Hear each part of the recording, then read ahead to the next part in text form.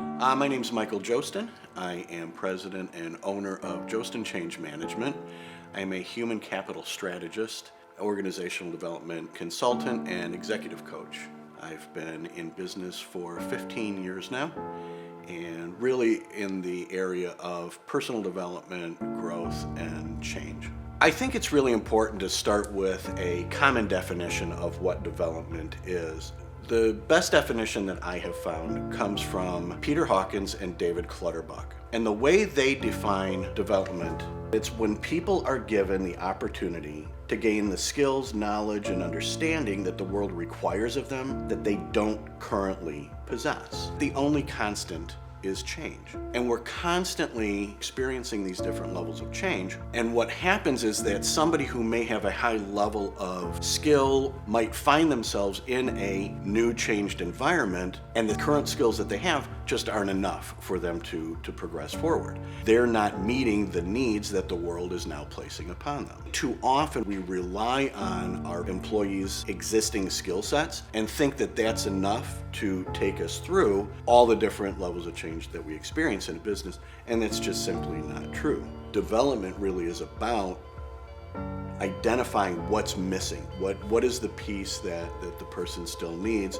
so that they can meet the challenges of the new reality that they find themselves in. We start with where the person is at. What skill sets do they have? What are they good at? And we can begin there. We're not going to spend a whole lot of time on those things. They're already good at those. But we've already determined that those things aren't enough. So then the next step is to determine where the person is going. Do we want this individual to just get better at their current role? Do we have an eye on them for the future where they're going to move into a more leadership role? Do we just want to see where their ceiling is? So we have to determine what the future is for that person. What are they missing that's not allowing them to step into that role? That's where we're going to spend a lot of our time. If you look at traditionally how management worked, it's been a very transactional arrangement between supervisors and employees. It's the idea of carrots and sticks. You do this, and then you're going to get this reward for doing that. That's the carrot. The stick is, if you don't do this, then something's going to be withheld from you, or you're going to be reprimanded, or you might even be demoted. Well, that's very transactional. That whole concept comes from a very industrial age that we just don't find ourselves in. What we do find ourselves in is a relational environment.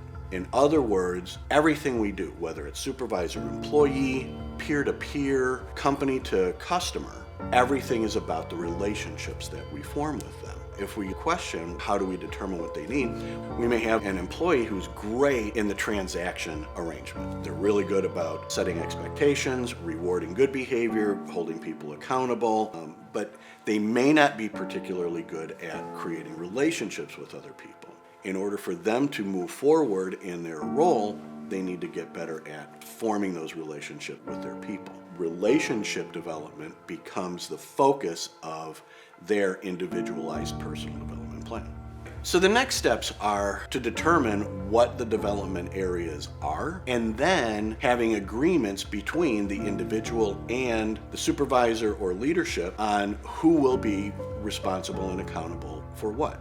Also starts with asking the individual, what are you willing to commit to so that you can be more of a relational leader? Once that's agreed upon, then some of the next steps after that become mapping out. Step one, I'm going to take an online workshop on creating relationships with my employees. Step two is going to be to distill what I've learned from that, and I'm going to make a presentation to the executive leadership team about what relational leadership looks like. Step three then is going to be, I'm going to start implementing some of the things that I've learned through this workshop. And step four, I'm going to be checking in with senior leadership on what's working, what's not working, what needs to continue to happen in that development. It's also really important to write all of this out and have this written as a long-term plan that can be checked in with along the way. And the role then of the supervisor or executive leadership or outside consultants is to make sure that people are following through on. And not only are they following through on the things, but what are they learning through the process? What are they gaining? What are they still unclear about?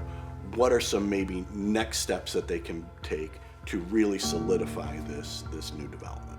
So creating an individualized personal development plan is a pretty complex process, but that's where we come in. We're a boutique firm that really is able to meet your specific needs and, more importantly, meet the specific needs of your employees, so they're developing in a way that's going to benefit your company.